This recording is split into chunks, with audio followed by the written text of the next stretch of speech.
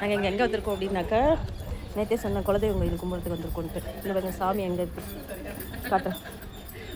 ஆக்சுவலாக இது என்ன ஊர்னு பார்த்தீங்கன்னா நாகூர் தர்கா அந்த பக்கம் இருக்குது, அந்த சைடு.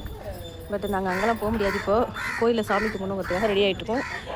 நாங்கள் 5:30 மணிக்கு எழுந்தோம், வேலையெல்லாம் பார்க்கணுமேன்னு சொல்லிட்டு. மேடம் இப்போ தான் எழுந்தாங்க. கோயில் காமிக்கிறாருங்க, இப்படியே காமிக்கிறேன்.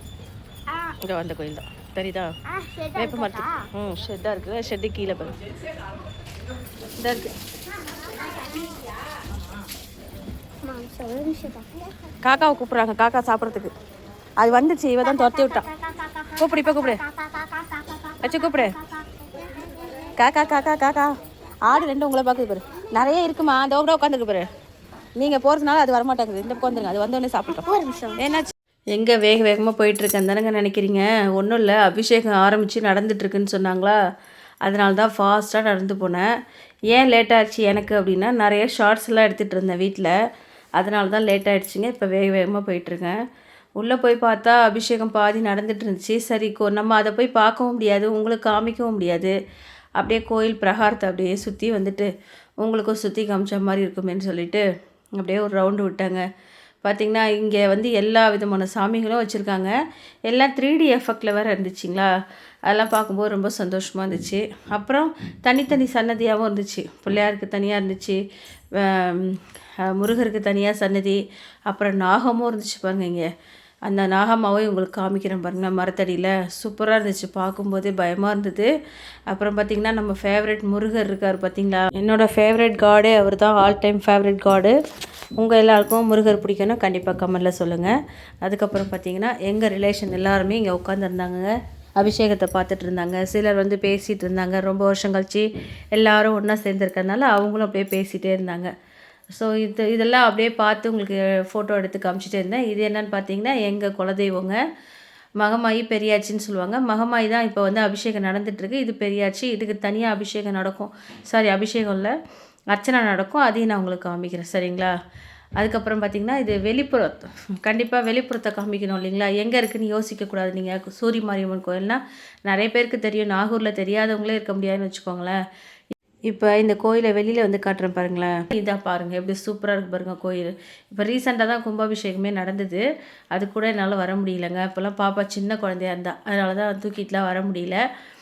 அதுக்கப்புறம் பார்த்திங்கன்னா குழந்தைங்க, என் பொண்ணு 2 பேரும் அப்பா இனிமேல் எங்கேயுமே கூப்பிட்டு போகக்கூடாதுன்னு முடிவு பண்ணிட்டாங்க.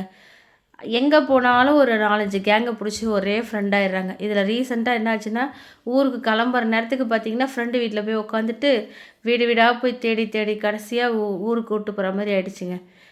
அந்த மாதிரி இன்ட்ரெஸ்டிங் நிகழ்ச்சியும் நடந்துச்சு எனக்கு. அதுக்கப்புறம் பார்த்திங்கன்னா திருப்பியும் வெயில் தாங்க முடியலைங்க, வெளில நின்று ஃபோட்டோவும் எடுக்க முடியல, வீடியோவும் எடுக்க முடியல. உள்ளே வந்துடுவோமேன்னு சொல்லிட்டு திருப்பி உள்ளே வந்துட்டேன். உள்ளே பார்த்திங்கன்னா எல்லா சாமியும் 3D எஃபெக்டில் எடுத்துருக்காங்க. பிள்ளையார் பாருங்களேன், பிள்ளையார்லேருந்து லக்ஷ்மிலேருந்து எல்லா சாமியுமே இங்கே அப்படியே அழகாக கல்லில் பதிச்சு வச்சுருக்காங்க. ரொம்ப இந்த வீரன் சாமி எல்லாருமே இருந்தாங்க பார்த்துக்கோங்களேன்.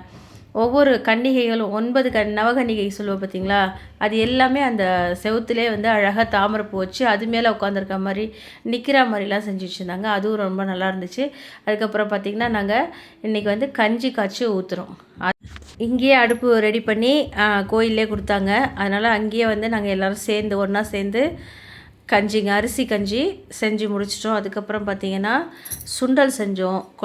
சுண்டல் பொங்கல் பாருங்கள், சக்கரை பொங்கல் செஞ்சுட்டோம். அப்புறம் பானகம் வச்சுருந்தோம், மோர் வச்சுருந்தோம். இப்படி எல்லோரும் சேர்ந்து சந்தோஷமாக, குலதெய்வம் இல்லைங்களா, எல்லோரும் ஒன்றா சேர்ந்து செஞ்சோம்னா தான் அந்த குலதெய்வமே நம்மளோட சேர்ந்து எப்பயுமே இருக்கும் அப்படிங்கிறது ஐதீகம்.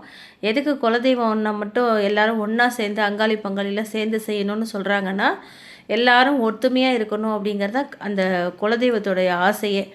யாரும் தனியாக வரக்கூடாது, தனியாக இருக்கக்கூடாது அப்படிங்கிறதுக்காக தான். இங்கே பார்த்தீங்கன்னா முருகர் இருக்கார் பாருங்கள் உள்ளே அழகாக. இதுக்கப்புறம் அர்ச்சனை பண்ணுவாங்கங்க, நான் கண்டிப்பாக அதெல்லாம் காமிக்கிறேன்.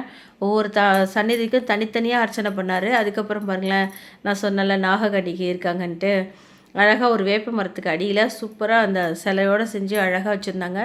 இதுவுமே பார்க்குறதுக்கு ரொம்ப அழகாக இருந்ததுங்க. ஒரு சில கோயிலில் தான் இந்த மாதிரி எல்லா ஸ்பேஸும் வசதியோடு நல்லாயிருக்கும். அதே மாதிரி இந்த கோயிலுமே இருந்துச்சு. என்னால் என்ன வர முடியாது, ரொம்ப தூரம் இருக்கும். கும்பகோணத்துக்கும் நாகூருக்கும் ரொம்ப டிஸ்டன்ஸு. அதுவும் சின்ன குழந்தைங்கள வச்சுக்கிட்டு 2 பேரோட சேர்ந்து வர்றது ரொம்ப ரொம்ப கஷ்டம். ஸ்கூல் டைம்னால் சொல்லவே முடியாது. அதனால தான் வந்து இந்த கிடைக்கிற வாய்ப்பை மிஸ் பண்ணாமல் வந்துடணுமேனு தான் கண்டிப்பாக வந்து இவங்க எல்லாமே எங்களோட ரிலேஷன் தாங்க.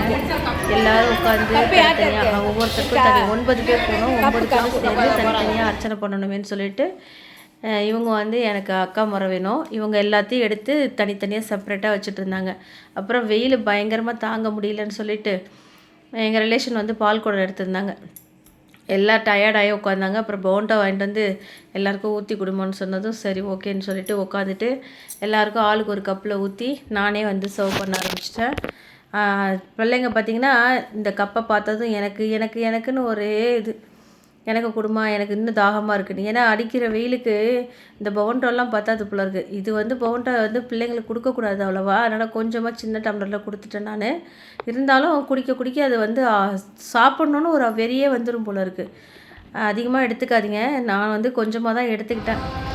பாருங்கள் எப்படி வந்து இன்ட்ரெஸ்ட்டாக குடிக்கிறாங்க. நம்ம வீட்டில் ஹெல்த் ட்ரிங்க்லாம் கொடுப்போம், அதெல்லாம் குடிக்க மனசு வராது.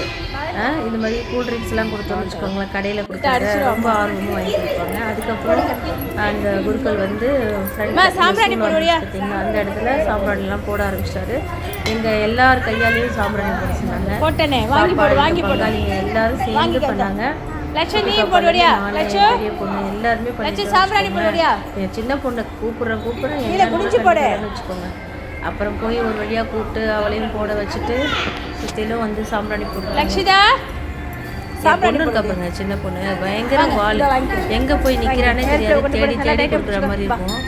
அவளுக்கும் சேர்த்து சாம்பிராணி போட்டாச்சு. இதில் பார்த்தீங்கன்னா என் பெரிய பொண்ணு என்ன பண்ணிட்டா, ஒரு பக்கத்தில் வந்து தேங்காய் உடைக்கிறதுக்கு அருவா வச்சுருந்தாங்க. அந்த அருவாவை கையில் எடுத்துக்கிட்டு ஒரு மாதிரி டான்ஸ் ஆட ஆரம்பிச்சிட்டான்.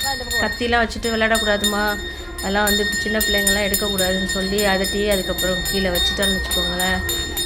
சொன்னால் கேட்டுக்குவாங்க என் குழந்தைங்க, வந்து சொன்ன பேச்சு கேட்டுக்குவாங்க. குட் கேர்ள்ஸ் தான், 2 பேருமே நல்ல பிள்ளைங்க தான். அதாவது புது இடத்துக்கு போகிறோம், வெளியில் வீட்டுக்குள்ளேயே அடைச்சி வச்சு வெளியில் வந்தோடனே அவங்களுக்கு ஒரு சந்தோஷமாயிடுது. இங்கே பார்த்தீங்களா, அருவாவை கையில் எடுத்துகிட்டு பயந்து போயிட்டேன் நான். இது பாருங்கள், அடுத்து என் சின்ன பொண்ணு எடுக்க போகிறா, எடுக்கக்கூடாதுன்னு சொல்லி அப்புறம் சத்தம் போட்டு ஒரு வழியாக வேறு டைவர்ஷனில் கொண்டு போயிட்டோம். அடுத்தது பார்த்திங்கன்னா பெரியாச்சிக்கு தான் அர்ச்சனை பண்ண போகிறோம். அப்புறம் நான் சொன்னேன், உள்ளெல்லாம் போகக்கூடாதுமா, கால் வைக்கக்கூடாது, அதுக்குன்னு ஒரு பாரம்பரியம் இருக்குதுன்னு சொல்லிவிட்டு அப்புறம் அதட்டி கூட்டிகிட்டு வந்துட்டோம். இதுக்கப்புறம் பார்த்திங்கன்னா நான் சொன்னேன் இல்லைங்களா, ஒவ்வொரு சாமிக்கும் தனித்தனியாக அர்ச்சனை பண்ணுவாங்கன்னு சொல்லிட்டு, அதுதான் இங்கே நடந்துகிட்ருக்கு. ஒவ்வொரு சாமிக்கும் தனித்தனியாக அர்ச்சனை பண்ணி தேங்காய் உடச்சி 9 இருந்துச்சு, சுற்றிலும் 9 சாமி இருந்துச்சு. 9 சாமிக்குமே வந்து அர்ச்சனை பண்ணி சூடம் ஏற்றி எல்லாமே சிறப்பாக செஞ்சிட்டோன்னு வச்சுக்கோங்க. 9 சாமிகளுக்குமே இது வந்து ஒன்று தனித்தனியாக செய்யும்போது நமக்கு வந்து பொறுமையாக இருக்கணும். மெயின் வந்து நமக்கு பொறுமை தான் ரொம்ப ரொம்ப அவசியம். ஏன்னா கோயிலுக்கு போகிறோம், ஹரிபரியாக கும்பிட்றோம், நமக்கு நாளைக்கு ஸ்கூல் போகணும், ஆஃபீஸ் போகணும் அப்படின்னு நினச்சிக்கிட்டு சாமி கும்பிட்டோன்னு வச்சுக்கோங்களேன், ஏதோ கடமைக்கு கும்பிட்ற மாதிரி போயிட்டு வந்தோம்னா நமக்கு அது நல்லாவே இருக்காது.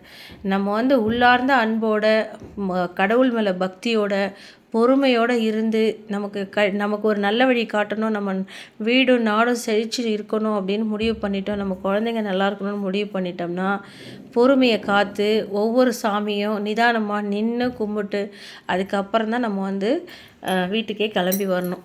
சரிங்களா? அது மாதிரி இருந்தால் மட்டும் நீங்கள் கோயிலுக்கு போங்க. ஒரு நாள் லீவ் போட்டாலும் பரவாயில்ல, ஆனால் நிம்மதியாக சாமி கும்பிட்டுட்டு வரணும் அப்படின்ற எண்ணத்தோடு நீங்கள் போயிட்டு சாமி கும்பிட்டுட்டு வாங்க. கடவுளும் அப்போ தான் நமக்கு வந்து ஒரு அருள் கொடுக்கணுன்ற எண்ணமே வரும். ஏன்னா நம்ம வந்து ஏதோ கடமைக்கு செஞ்சோம் அப்படின்னு நினச்சிட்டு கடவுளுக்கும் தெரியும் நம்ம கடமைக்கு செய்கிறோமா உண்மையாக செய்கிறோமான்னு கடவுளுக்கு தெரியும். ஸோ பொறுமையாக இருக்காங்களாங்கிறத நம்ம மூலமாக செக் பண்ணிடும். இதுக்கப்புறம் பார்த்திங்கன்னா பெரியாச்சிக்கு அர்ச்சனை பண்ண ஆரம்பிச்சிட்டாங்க. எல்லாரையும் தொட்டு கும்பிட சொன்னாங்க. ஏன்னா நாங்கள் பங்காளிங்க இல்லைங்களா, எல்லோரும் சேர்ந்து செய்ய ஆரம்பிச்சாச்சுங்க.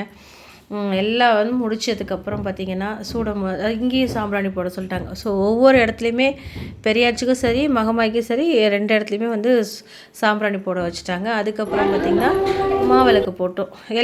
எல்லாரும் ஒவ்வொரு விளக்கு ஏற்ற ஆரம்பிச்சிட்டோம். அதுக்கப்புறம் நல்லபடியாக அர்ச்சனை முடிஞ்சிருச்சிங்க.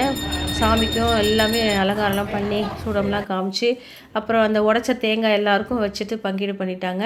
இதில் பிரசாதம் கொடுத்தோன்னே மேடம் அழகாக உட்காந்து சாப்பிட ஆரம்பிச்சிட்டாங்க. அவ்வளோதாங்க. எல்லா வேலையும் முடிச்சுட்டு அழகாக வந்து பஸ்ஸை பிடிச்சி 4:30 மணிக்கு பிடிச்சி கேட்ச் பண்ணி வீட்டுக்கு எப்படி வந்திருக்கோம் பாருங்க. சாமியை கும்பிட்டு மூஞ்சில வேர்வை வழிய ஓடியாந்துருக்கோம். இந்த பஸ்ஸை விட்டோம்னா அதுக்கப்புறம் பஸ்ஸு கிடையாதுங்க 6 மணிக்கு.